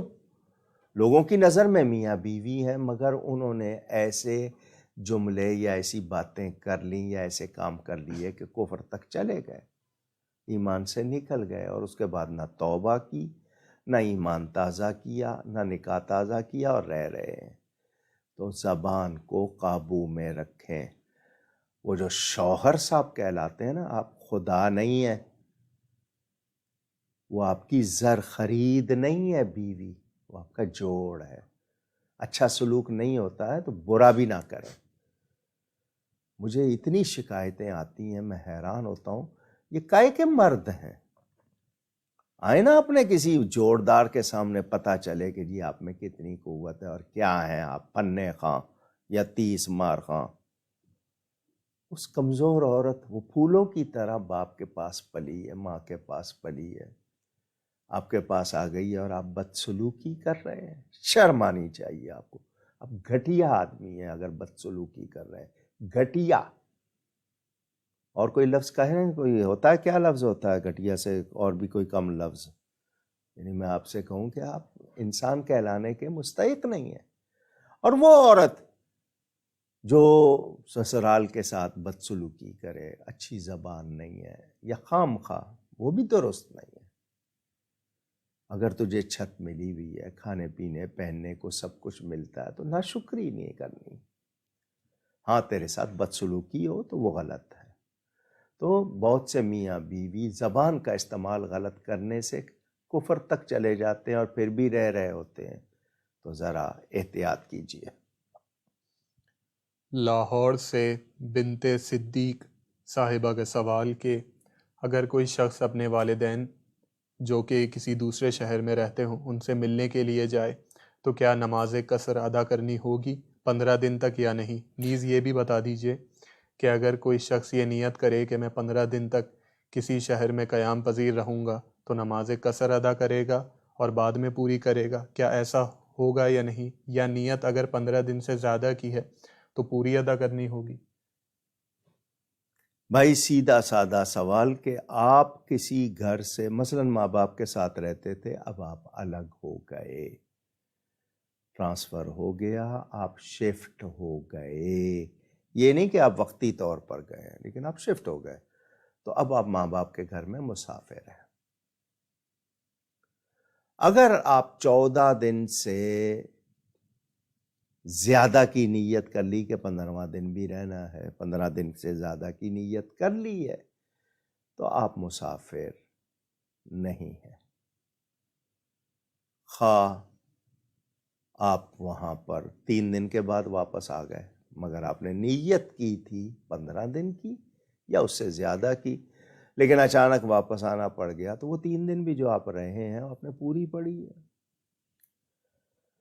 اگر آپ کی نیت اس سے کم کی ہے لیکن رکنا پڑتا ہے, مثلا آپ گئے, ان کا جی 1 ہفتے میں آپ کا کام ہو جائے گا, آپ نے 1 ہفتے کی نیت کر لی, روز ایک دن کہہ کے بڑھ رہا ہے, آج نہیں ہوا کل ہو جائے گا, کل ہو جائے گا, تو چونکہ آپ کا ارادہ نہیں تھا, آپ کو رکنا پڑ رہا ہے, آپ مسافر ہیں. لیکن پتہ چل گیا کہ نہیں جی ہفتہ اور لگے گا اور 15 دن, پھر آپ وہاں مسافر نہیں رہیں گے. گجرات انڈیا سے حافظ مستقیم اشرفی صاحب کا سوال: کیا کیلے کے پیڑ میں جنات ہوتے ہیں؟ ہمارے ہاں اکثر لوگ کہتے ہیں کہ گھر کے پاس کیلے کا پیڑ نہیں لگانا چاہیے کیونکہ اس میں جنات رہتے ہیں۔ کیلے کھانے کے بارے میں کیا ان کا حکم ہوگا؟ دنیا میں کھجور کے بعد سب سے زیادہ کھایا جانے والا پھل یہ کیلا، بنانا، تلہ جس کو کہتے ہیں، موز۔ کیوں ایسی باتیں بناتے ہیں آپ؟ جنوں کو رہنا ہوگا تو ان کو کیلے کے درخت میں رہنا، جہاں چاہے رہ لیں وہ۔ آپ نے کوئی ان کے لیے الاٹمنٹ تو نہیں کرنی ہے، انہوں نے کوئی رجسٹری نہیں کرانی ہے، انہوں نے کوئی پیپر نہیں بنانے ہیں، سیل ایگریمنٹ نہیں ہونا ان کا، اور کسی گورنمنٹ کی طرف سے ان کو کوئی الاٹمنٹ آرڈر نہیں ملنا، وہ جہاں چاہتے ہیں رہتے ہیں، کسی بھی درخت پہ رہ لیں، ہو سکتا ہے کسی کے دماغ میں رہ لیں، کسی کے بدن میں گھس جائیں وہ، تو اللہ تعالیٰ معاف فرمائے۔ وہ کیلے کے بارے میں اگر آپ نہیں لگانا چاہتے کیونکہ اس کا داغ جو ہے نہیں اترتا کیلے کا، حالانکہ اس کے پتوں سے 50 کام لیتے ہیں آپ، لیکن یہ کہ ایسی کوئی بات کہ کیلے کے درخت میں جن ہوتا ہے، آپ کا تجربہ ہوگا، میرا نہیں ہے۔ حالہ سندھ سے عرفان احمد چانڈیو صاحب کا سوال کہ نماز میں ابھی اگر ایک سلام پھیرا ہی ہو کہ وضو ٹوٹ جائے تو کیا نماز نئے سرے سے ادا کرنی ہوگی؟ جماعت میں تھے یا اپنی نماز تھی؟ یہ وضاحت نہیں۔ مطلب یہ کہ انہوں نے سلام پھیرا ہے لیکن وہ دونوں سلام پھیر چکا ہے امام، کیونکہ اب یہ انفرادی نماز میں آپ نے ابھی سلام پھیرا، پورا نہیں ہوا اور ہوا نکل گئی تو پھر آپ کو دوبارہ پڑھنی ہوگی۔ ان کا دوسرا سوال کہ اگر پیش امام ظہر یا عصر جماعت کے ساتھ نہیں پڑھتا اور تقریباً اس کا یہی معمول ہے تو اس کے پیچھے اگلی نمازیں ادا ہو جائیں گی؟ پڑھتا تو ہے نا نماز، جماعت کے ساتھ نہیں پڑھی ہے کسی وجہ سے تو اس کی نماز ہو جائے گی، کوئی ایسی بات نہیں ہے۔ ایک یہ کہ پڑھتا ہی نہیں ہے کوئی، تو ایک ہی نماز پڑھ رہا ہے اور اس کی جماعت کرا رہا ہے تو آپ بات کریں، نماز اس کے پیچھے بھی ہو جائے گی، لیکن یہ کہ وہ جماعت کے ساتھ نہیں پڑھی لیکن اس نے کہیں پڑھ لی تو جماعت وہ کراتا ہے، غلط نہیں ہے اگر اہل ہے جماعت کرانے کا۔ محمد عدنان صاحب کے سوالات: ان کا سوال کہ کیا وہ آیت جس میں خاص طور پر درود و سلام کا حکم ہے وہ پڑھنے یا سننے سے درود پاک پڑھنا واجب ہو جاتا ہے؟ اگر آپ قرآن کی تلاوت کر رہے ہیں تو وہ آپ پر واجب نہیں ہے، کیونکہ تلاوت جاری ہے، نماز میں آپ پڑھ رہے ہیں تو نہیں، لیکن اس کے علاوہ آپ پڑھتے ہیں تو بہت اچھی بات ہے۔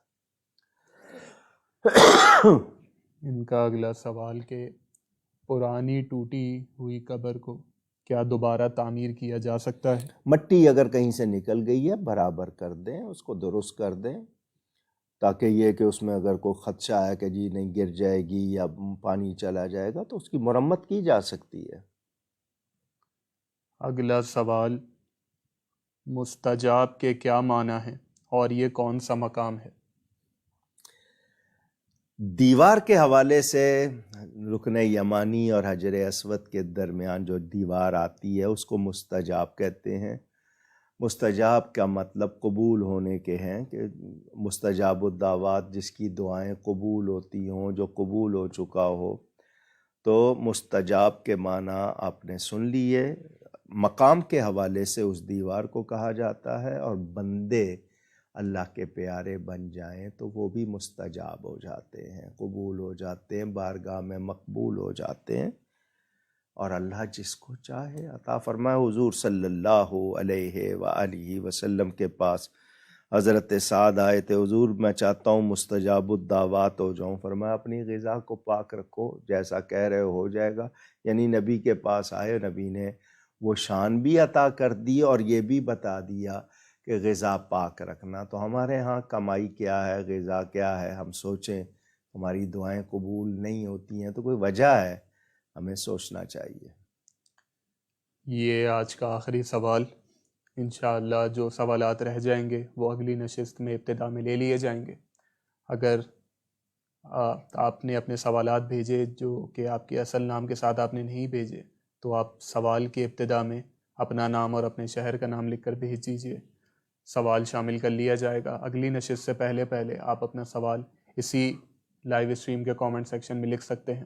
اگر لائیو اسٹریم ختم ہو جائے تب بھی لکھ دیجیے، آپ کا سوال شامل کر لیا جائے گا۔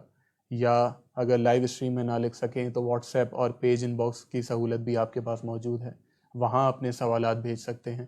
انشاءاللہ ہماری پوری کوشش رہے گی کہ کم سے کم وقت میں زیادہ سے زیادہ سوالات علامہ صاحب تک پہنچائیں۔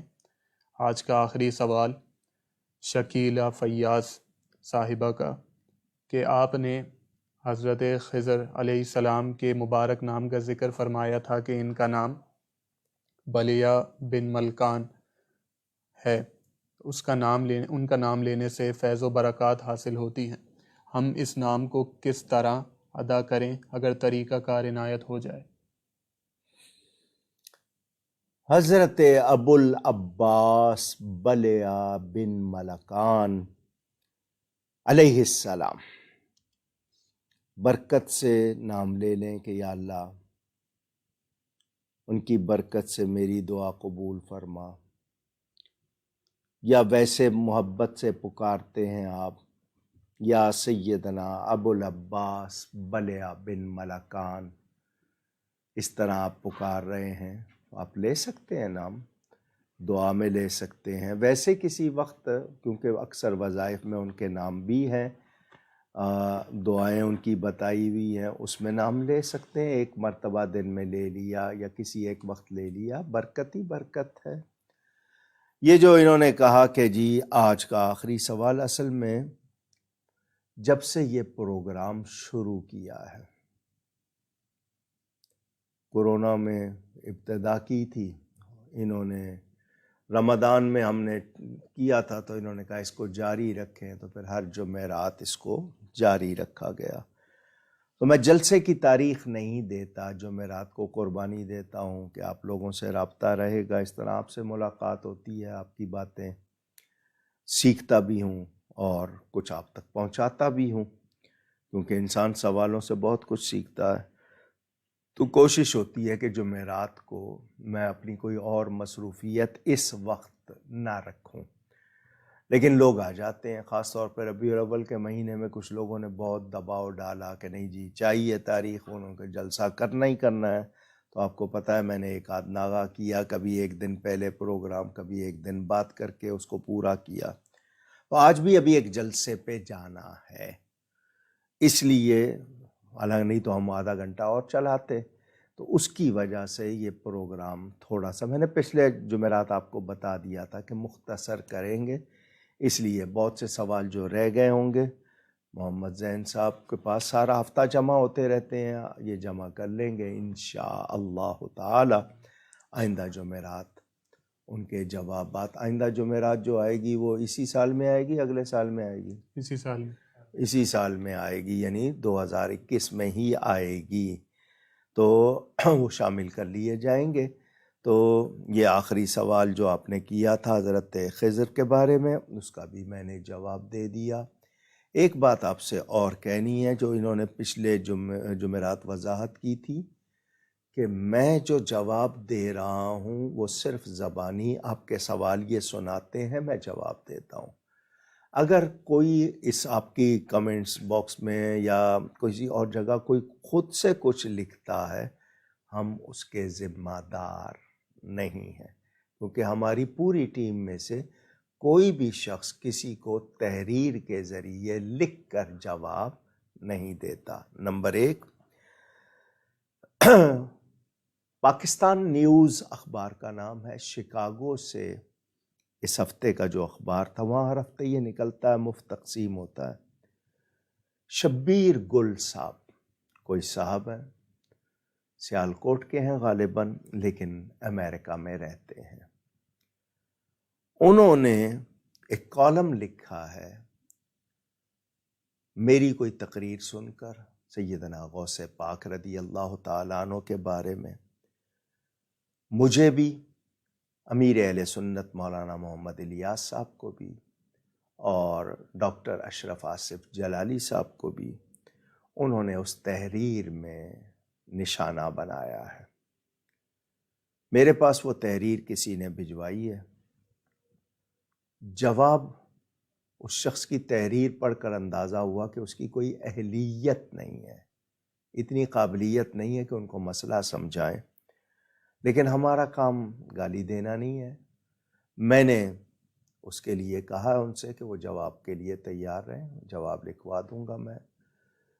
اور معاذ اللہ اس شخص نے ایسے سخت الفاظ اس میں لکھے ہیں، میں آپ کو اگر سناؤں آپ کا خون کھول اٹھے۔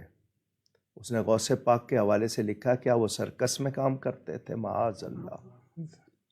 میں کسی پہ الزام نہیں لگا رہا، میرے پاس موجود ہیں وہ پورا کالم اس کا۔ تو اخبار والے نے چھاپا کیوں؟ یہ اخبار والا ذمہ دار ہے، ان کو شاید پیسے چاہیے ہوتے ہیں، جو بھی کوئی پیسے دے کے جو مرضی چھپوا لے۔ یہ یعنی پتہ نہیں کیمرہ دکھا سکے گا یا نہیں دکھا سکے گا، مجھے نہیں معلوم۔ یہ میں نے نشان بھی لگائے ہوئے ہیں، یہ ان کا پورا وہ ہے، یہ ان کی تصویر بھی ہے، نام رکھا ہے جہالت اور کفریہ عقائد۔ یہ ان کے کالم، شبیر گل ان کا نام ہے، انہوں نے یہ لکھا ہے۔ یہ جو میں آپ کو کہہ رہا ہوں یہ الفاظ موجود ہیں، یہ سامنے، معاذ اللہ مجھ سے تو پڑھے نہیں جا رہے، کہ انہوں نے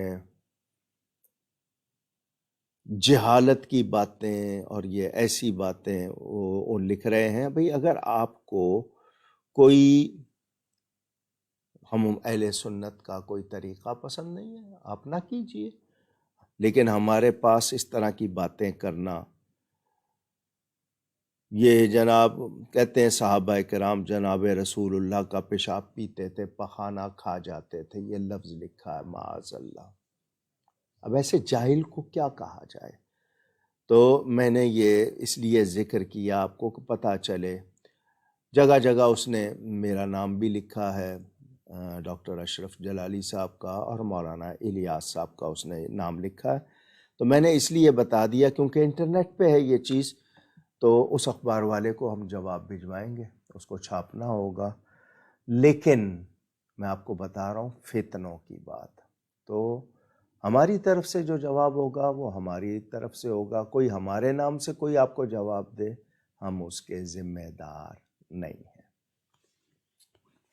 ہم ان تمام افراد کا شکریہ ادا کرتے ہیں جنہوں نے اپنے سوالات ہم تک بھیجے، یا وہ جنہوں نے اپنے تعریفی کلمات سے ہمیں نوازا، جن میں سائرہ مغل صاحبہ، ناظر حسنی صاحب، محمد جنید صاحب، شاہد سرور صاحب، اکرام شریف صاحب، سید عدنان صاحب، یاور خان صاحب، ادھر آنا، سحر خان صاحبہ، محمد یاسین صاحب، یہ جو جملہ لکھا ہے محمد اگر دکھانا ایاز ہو تو صاحب، عامر حسین صاحب، وسیم احمد صاحب، خاقان حیدر صاحب، کاشف حسین صاحب، طیب خان صاحب، سرفراز صاحب، حافظ مستقیم صاحب، حافظ مفید صاحب، ناصر خان صاحب، سمینہ راوڈہ صاحبہ، غلام مصطفیٰ صاحب، عرفان احمد صاحب، میر مصطفیٰ صاحب، زہیب علی صاحب، سکندر صاحب، ریحان صاحب، علی حیدر صاحب، مرتضیٰ چوہان صاحب، حفصہ شاہ صاحبہ، ارمان اشرفی صاحب، وقاص خان صاحب، محمد سبحان صاحب، اویس صاحب، فضا خان صاحبہ، راشد قادری صاحب، سائق علی صاحب، ام مصطفیٰ صاحبہ، سراج صاحب، ارحم مغل صاحب، منور علی صاحب، سید انظر صاحب، سعدیہ مغل صاحبہ، شاداب رضا صاحب، ام شہباز صاحبہ، شاہد حسین صاحب، عمران احمد صاحب، طیب مرتضیٰ صاحب، عامر سلطان صاحب، سید خواجہ صاحب، محمد عدیل صاحب، محمد نعمان صاحب، محمد عمران صاحب، ہرا صاحبہ، فوزیہ عبد القادر صاحبہ، شیخ عادل صاحب، عبد الودود صاحب، مولانا منظور صاحب، بلال احمد صاحب، محمد احمد صاحب، میاں اسلم صاحب، عظیم الظفر صاحب، محمد یونس صاحب، رشید صاحب، رضا اللہ صاحب، سمیر خان صاحب، ارم صاحبہ، عرفان شیخ صاحب، کاشف بلال صاحب، عفان قادری صاحب، طیب مجید صاحب، اشال صاحبہ، صہیب الرحمن صاحب، محمد ارشد صاحب، وقاص صاحب، بنت صدیق صاحبہ، حافظ مستقیم صاحب، عرفان احمد صاحب، محمد عدنان صاحب اور شکیلہ فیاض صاحبہ، اور جن جن کے نام شامل نہ ہو سکے ہم ان سے معذرت چاہتے ہیں. آپ ہمارے لیے دعا کیجیے گا، ہم آپ کے لیے دعا گو رہیں گے. ملک میں جو حالات ہیں وہ انڈیکیٹ، اشارہ کر رہے ہیں کہ ہمیں دین سے آزاد کیا جائے، یعنی ایسا معاشرہ، ایسی سوسائٹی بنائی جائے جس کو ریلیجن فری سوسائٹی، مذہب سے آزاد. تقریر کچھ ہے اور عمل کچھ ہے. ایسے میں مجھے اور آپ کو محتاط اور ہوشیار رہنا ہے. بہت فتنے ہیں، اب کی اولاد کو بگاڑا جا رہا ہے، آپ لوگوں پر یہ الغار ہے، اسلام اور مسلمانوں کو نشانہ بنایا جا رہا ہے. سب کی کوشش ہے. ایسے میں ہم سب کو الرٹ رہنا ہے، ہوشیار، خبردار. آپ دیکھیں نا، وہاں پر پیسے دیں اور مضمون چھپوا لیں. ایک شخص نے کتنے غلط الفاظ لکھے ہیں، دکھا رہے ہیں آپ؟ وہ یعنی آپ حیران ہو جائیں. تو اس حد تک لوگ چلے گئے ہیں. یہاں کیا نہیں ہو رہا ہے؟ آپ کے سوشل میڈیا پہ کیا نہیں ہو رہا ہے؟ کس کس بات کو روئیں؟ اللہ تعالی ہم سب کے ایمان کی حفاظت فرمائے، فتنوں سے ہمیں بچائے. ساؤتھ افریقہ میں بھی اور بیرون ملک یہ اومیکرون ویریئنٹ، نیا وائرس جو ہے پھیلایا جا رہا ہے. متعدد لوگ اس کے شکار ہو رہے ہیں. کچھ ملکوں کے راستے کھلے تھے، پھر پابندیاں لگ رہی ہیں. عجیب معاملہ ہے. دعا کرتے ہیں اللہ تعالی ہم سب کو اس سازش سے، اس وبا سے محفوظ فرمائے، ہمارے لیے آسانیاں فرمائے. جو لوگ اس میں بیمار ہیں گھروں میں، اللہ ان سب کو شفا دے. جس نے بھی دعا کے لیے کہا، اللہ سب کی جائز مرادیں پوری فرمائے. اور جتنے لوگ ایمان کے ساتھ انتقال کر گئے، اللہ ان کی مغفرت فرمائے. اور شریف کا رسالہ چھپنے چلا گیا ہے، وہ پریس میں ہے، آ جائے گا. انٹرنیٹ پہ بھی ہم اسی ہفتے وہ چڑھا دیں گے، لوگ وہاں سے دیکھ لیں. یہ مجھے عبدالرافع صاحب کہہ رہے ہیں کہ وہ جو جملے ہیں اس کے معاذ اللہ وہ اسکرین پر آپ کو دکھا رہے ہیں. کیا یہ برداشت ہوں گے؟ اندازہ کیجئے. آپ کہیں گے پھر آپ دکھا کیوں رہے ہیں؟ بتانے کے لیے کہ یہ ستم مسلمان کہلانے والے ڈھا رہے ہیں. اندازہ کیجئے. عرس شریف کے اشتہار کو بھی آپ کے سامنے دکھایا جا رہا ہوگا.